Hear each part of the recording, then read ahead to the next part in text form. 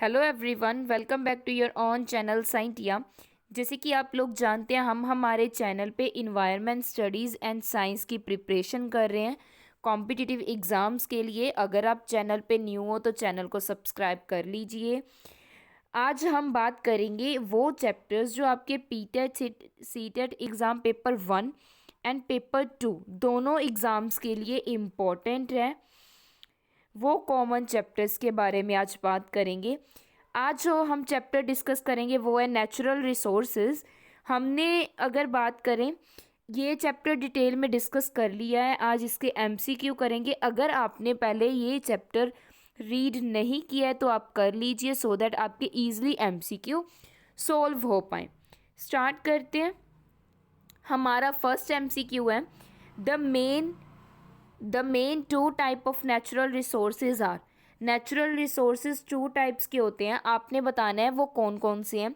Option A है renewable and non renewable, option B है exhaustible and non exhaustible, option C है renewable and exhaustible, option D है non renewable and non exhaustible. आपने बताना है जो नेचुरल रिसोर्सेज हैं इसकी दो टाइप्स कौन कौन सी हैं। इस क्वेश्चन का राइट आंसर है ऑप्शन बी, वो है exhaustible and non exhaustible resources. Means जो एक तो वो जो लिमिटेड अमाउंट में हमारे पास प्रेजेंट है, एक वो जो अनलिमिटेड अमाउंट में हमारे पास रिसोर्सेज प्रेजेंट है। उन्हीं को क्या बोलते हैं, exhaustible resources and non exhaustible resources. तो इस क्वेश्चन का राइट आंसर क्या हो जाएगा, ऑप्शन बी। नेक्स्ट बात करते हैं सेकंड एमसीक्यू की। The example of renewable resources. Renewable resources की एग्जाम्पल बतानी है। पहले रिन्यूएबल रिसोर्सेज होता क्या है। रिन्यूएबल रिसोर्सेज वो होते हैं जो ईजिली ख़त्म ना हो, ईजिली ख़त्म ना हो, उनको क्या बोलते हैं, ख़त्म ही ना हो, उनको क्या बोलते हैं, रिन्यूएबल रिसोर्सेज। ऑप्शन ए है वाटर, ऑप्शन बी है पेट्रोलियम, ऑप्शन सी है कोल, ऑप्शन डी है मीथेन गैस। देखिए इन सब की अगर बात करें तो जो कोल, पेट्रोलियम एंड मीथेन है ये कुछ समय के बाद ख़त्म हो जाएंगे, नियर अबाउट 100 ईयर्स के बाद ये ख़त्म हो जाते हैं। बट जो वाटर है ये क्या है, रिन्यूएबल रिसोर्स की एग्जांपल है। तो इस क्वेश्चन का राइट आंसर क्या हो जाएगा, ऑप्शन ए। नेक्स्ट क्वेश्चन की बात करते हैं थर्ड की। Artificial occurring useful material are called as. जो आर्टिफिशियल प्रेजेंट है मटेरियल, यूजफुल मटेरियल, उनको क्या कहा जाता है।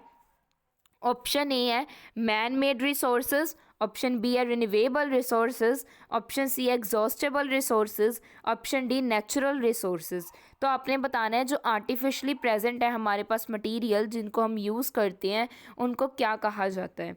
इसका क्वेश्चन का राइट आंसर है ऑप्शन ए, मैन मेड रिसोर्सेज। उसको क्या कहा जाता है, मैन मेड रिसोर्सेज।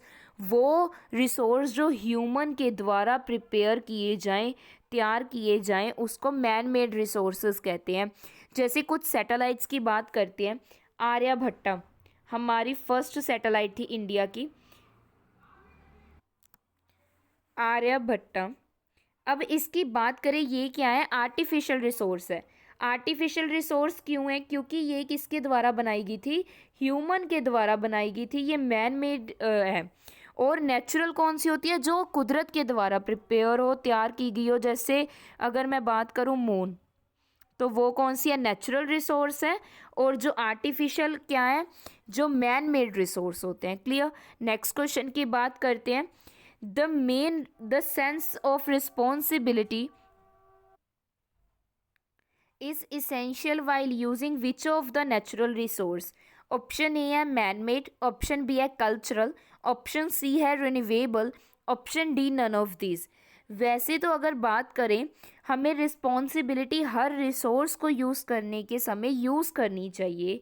बट यहाँ पे अगर बात करें तो मैन मेड जो रिसोर्स हैं वो तो ह्यूमन प्रिपेयर कर ही लेगा। रिन्यूएबल रिसोर्स की बात करें तो अगर इस क्वेश्चन की बात करें तो रिन्यूएबल रिसोर्सेज क्या होते हैं, जो हमारे पास एक्सेस में हो, मींस जो ख़त्म ना हो पाए। तो इस क्वेश्चन का राइट आंसर क्या आ जाएगा, ऑप्शन डी आ जाएगा, नन ऑफ दीज। क्योंकि इनमें से अगर according to question and according to options देखा जाए तो इनमें से किसी भी रिसोर्स के लिए हमें सेंस ऑफ रिस्पॉन्सिबिलिटी इतनी ज़्यादा ज़रूरी नहीं है, इज़ नॉट फॉर इसेंशियल। वैसे तो हर रिसोर्स के लिए है, नेक्स्ट क्वेश्चन की बात करेंगे, the maximum component of air is, सबसे ज़्यादा अमाउंट में एयर में कौन सा कंपोनेंट प्रेजेंट होता है? ऑप्शन ए है ऑक्सीजन, ऑप्शन बी है कार्बन डाइऑक्साइड, ऑप्शन सी है नाइट्रोजन, ऑप्शन डी है ओजोन। तो आपने बताना है ऐसा कौन सा कंपोनेंट है जो सबसे ज़्यादा एयर में प्रेजेंट है। तो इस क्वेश्चन का राइट आंसर क्या है? ऑप्शन सी, नाइट्रोजन गैस सबसे ज़्यादा अमाउंट में प्रेजेंट है, नियर अबाउट 71% हमारी जो एयर में नाइट्रोजन गैस क्या है? प्रेजेंट है। नेक्स्ट बात करेंगे नेक्स्ट क्वेश्चन की, what is rain water harvesting? Rain water harvesting क्या होता है?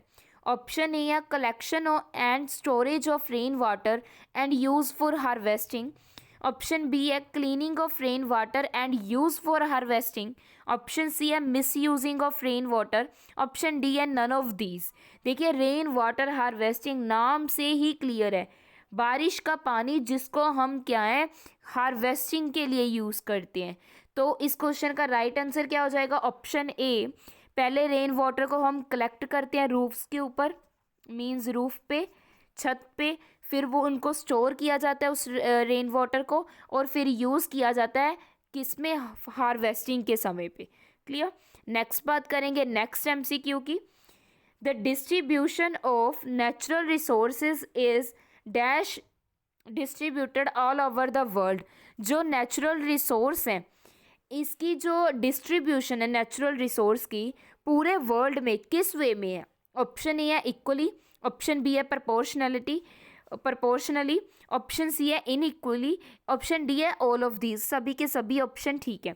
देखिए जो डिस्ट्रीब्यूशन है नेचुरल रिसोर्सेज की ऑल ओवर द वर्ल्ड क्या है? अलग अलग है, डिफरेंट डिफरेंट है, मीन्स इक्वली नहीं है, इक्वल अमाउंट में नहीं प्रेजेंट है। इसका ऑप्शन क्या हो जाएगा राइट? ऑप्शन सी, इन इक्वली। देखिए इंडिया में कुछ रिसोर्स जो लार्ज अमाउंट में है वो दूसरे कुछ देशों में नहीं है, जो दूसरे कुछ देशों में लार्ज अमाउंट में है वो इंडिया में नहीं है। इस वे में क्या है? इन इक्वल डिस्ट्रीब्यूशन की हुई है नेचुरल रिसोर्सेज की ऑल ओवर द वर्ल्ड। ये कुदरत की तरफ से है, इसमें ह्यूमन का कोई रोल नहीं है, और कुदरत की तरफ से अनइक्वली है, या ऐसे नहीं है कि हर जगह पे इक्वल डिस्ट्रीब्यूशन की हुई है। कहीं पे कुछ चीज़ पाई जाती है, कहीं पे कुछ चीज़, जैसी वहाँ की कंडीशंस हैं उस अकॉर्डिंग वहाँ पे चीज़ें पाई गई हैं। नेक्स्ट क्वेश्चन की बात करेंगे, द सेंस ऑफ रिस्पॉन्स, ये आई थिंक क्वेश्चन रिपीट हो चुका है, is essential while using none of these था। नेक्स्ट देखिए, what which is a natural resource, इनमें से कौन सा नेचुरल रिसोर्स है जो नेचर की तरफ से परफॉर्म हुआ हो? ऑप्शन ए है लैंड, ऑप्शन बी है एयर, ऑप्शन सी है वाटर, ऑप्शन डी है ऑल ऑफ दीज। तो अगर बात करें देखिए लैंड, वाटर, एयर, ये तीनों के तीनों क्या है? नेचुरल रिसोर्स हैं, कुदरत के द्वारा फॉर्म किए गए हैं। तो इस क्वेश्चन का राइट आंसर क्या हो जाएगा? Option D, all of these. Clear? क्योंकि जो एयर है वो भी ह्यूमन ने नहीं बनाई, वाटर भी आपको पता है ओशन वगैरह रिवर्स में कहाँ से आता है? नेचर से आया है, लैंड भी, तो ये सभी क्या है? नेचुरल रिसोर्स है। नेक्स्ट बात करेंगे नेक्स्ट क्वेश्चन की, sea water itself is a source of, जो सी वाटर है वो किसका सोर्स है? ऑप्शन ए है कॉमन साल्ट का, ऑप्शन बी है टाइडल वेव्स का, ऑप्शन सी है मिनरल्स का, ऑप्शन डी है all things which are of great use to man. सभी की सभी की चीज़ें जो क्या है आज के समय के लिए ह्यूमन के लिए बहुत यूज़फुल है। देखिए अगर मैं बात करूँ समुंदर की, सी की, तो समुंदर में साल्ट भी पाया जाता है NaCl, टाइडल वेव्स भी आती हैं, वेव्स उछाले भी बनती हैं, मिनरल्स भी पाए जाते हैं। तो इस क्वेश्चन का राइट आंसर क्या हो जाएगा? ऑप्शन डी, ऑल थिंग्स जो आज के समय पे ह्यूमन क्या कर रहा है? यूज़ कर रहा है। नेक्स्ट क्वेश्चन की बात करेंगे, acid rain is harmful to, acid rain किसके लिए हार्मफुल है? ऑप्शन ए है white marble and human body, option B है only human body, option C है फॉरेस्ट, ऑप्शन डी है वाइल्ड लाइफ। तो आपने बताना है जो एसिड रेन है ये किसके लिए हार्मफुल है। तो इस क्वेश्चन की अगर बात करें इसका राइट आंसर क्या हो जाएगा? Option A, acid rain white marble के लिए भी हार्मफुल है और ह्यूमन बॉडी के लिए भी। वाइट मार्बल से आपको याद आ रहा होगा ताजमहल, जिसका अब कलर, जो स्टोन का कलर है वो चेंज हो चुका है। अब ताजमहल जो थोड़ा येलोइश कलर में हो चुका है। क्लियर? थोड़ा चेंज होने लगा है। तो ह्यूमन बॉडी पे तो ये हार्मफुल होगा ही, नाम ही एसिड है। तो एसिड से बनी हुई कोई भी चीज़ ज़्यादातर ह्यूमन बॉडी के लिए क्या होती है? हार्मफुल होती है। नेक्स्ट क्वेश्चन देखिए, what cause the melting point of ice? Ice का जो बर्फ़ बनना है उसका मेन कारण क्या है? Option A heat, option A heat, option B coldness, option C water, option D air. आपने बताना है रीज़न क्या है आइस का मेल्ट होना, आइस का पिघलना। देखिए आइस क्या है, जब फ्रीज़र में रखते हो, आप फ्रीज़ करते हो, जैसे ही आइस को आप बाहर निकालते हो, फ्रीज़र में से बाहर निकालते हो, तो वो पिघलना शुरू कर देती है। आइस क्या है? मेल्ट होना शुरू कर देती है। मेन रीज़न क्या है? हीट। उसको उतनी ठंडक नहीं मिल रही। तो इस क्वेश्चन का राइट आंसर क्या हो जाएगा? Option A heat. आइस का मेल्ट होना किस पे डिपेंड करता है? हीट पे डिपेंड करता है। नेक्स्ट क्वेश्चन देखिए, the cause of acid rain is. Acid rain का कारण क्या है? किसके कारण है जो एसिड रेन होती है? ऑप्शन ए है सोयल पोल्यूशन, ऑप्शन बी है एयर पोल्यूशन, ऑप्शन सी है वाटर पोल्यूशन, ऑप्शन डी है नन ऑफ दीज। इनमें से कोई भी नहीं।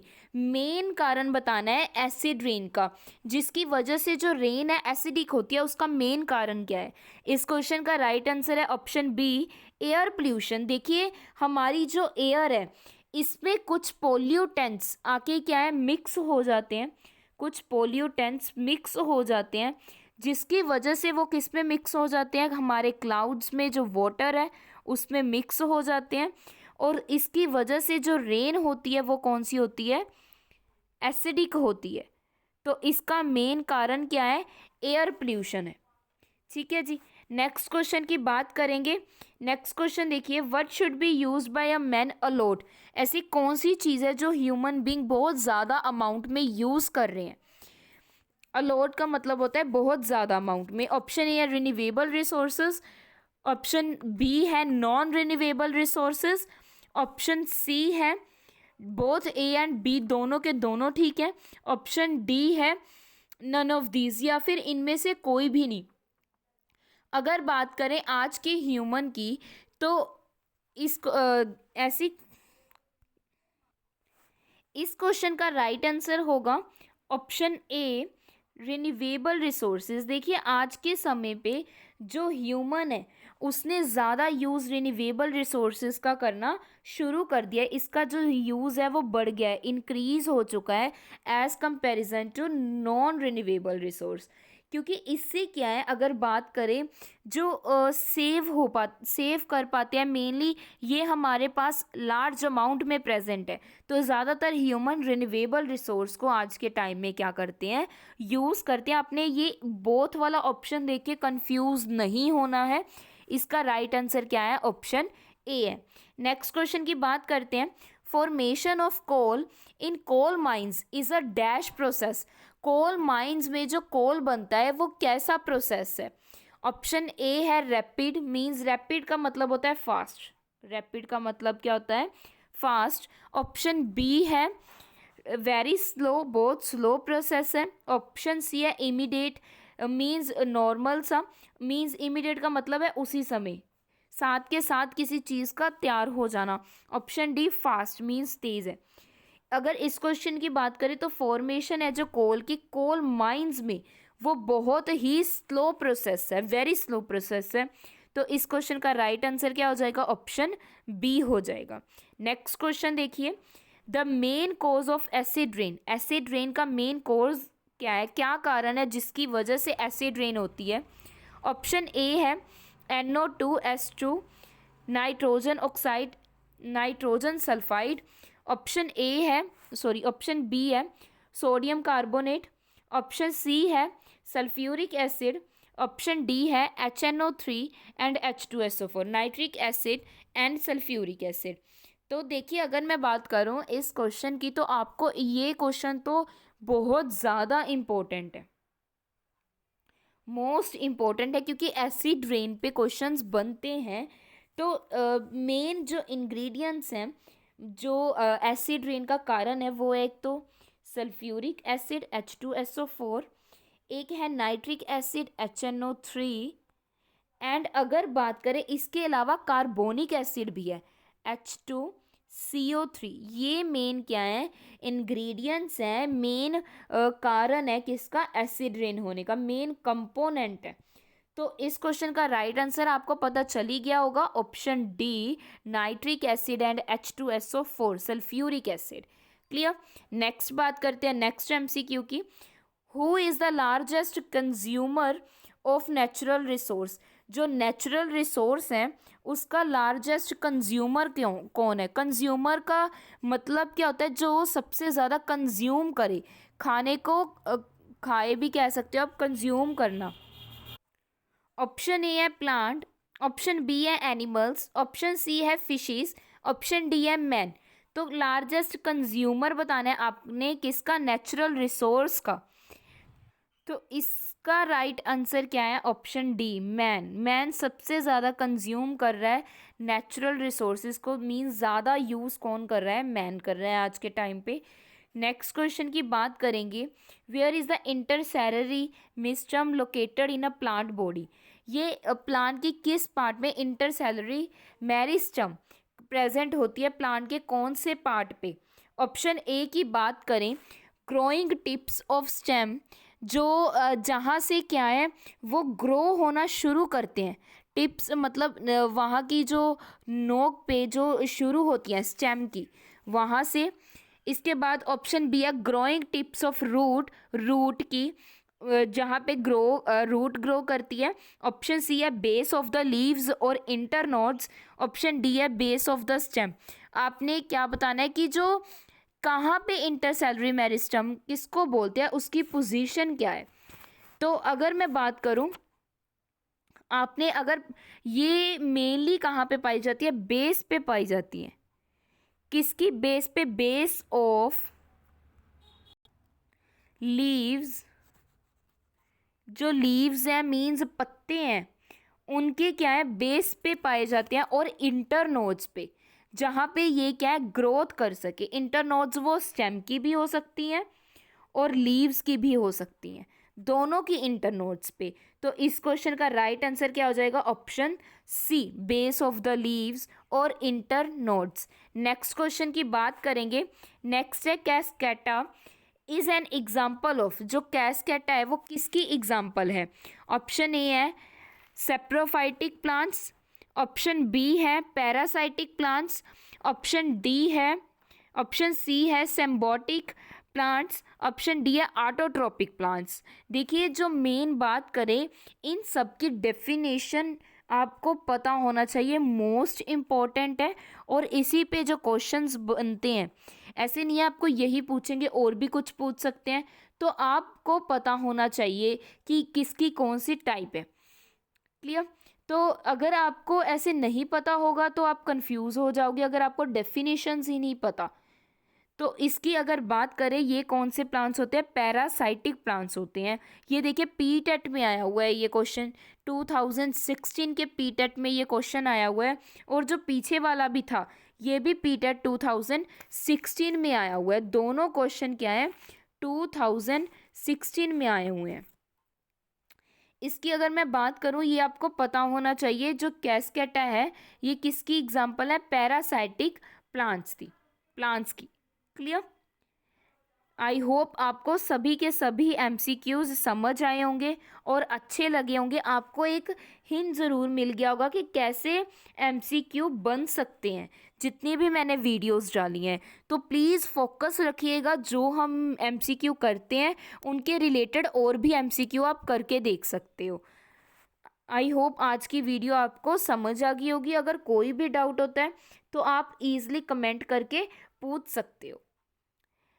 अगर आप चैनल पे न्यू हो तो चैनल को सब्सक्राइब कर लीजिएगा, प्लीज़ कर लीजिएगा, क्योंकि वो जो शो होता है ना उसमें ये शो हुआ है कि जो सब्सक्राइबर हैं वो बहुत कम है, बट वीडियो देखते ज़्यादा सब्सक्राइबर से ज़्यादा नॉन सब्सक्राइबर जो हैं वो वीडियोस देखते हैं, मीन्स आप सब्सक्राइब नहीं करते हो। प्लीज़ अगर चैनल पे न्यू हो तो सब्सक्राइब कीजिएगा और वीडियो को शेयर कीजिए अपने फ्रेंड्स के साथ जिनका पीटेट का एग्ज़ाम है। वीडियो को लाइक कीजिएगा और अपनी फीडबैक देना मत भूलिएगा। ज़रूर बताइएगा कि आपको वीडियो कैसी लगी। प्लीज़ जो नॉन सब्सक्राइबर हैं जो वीडियो देखते हैं वो चैनल को सब्सक्राइब कर लीजिए। Thank you so much.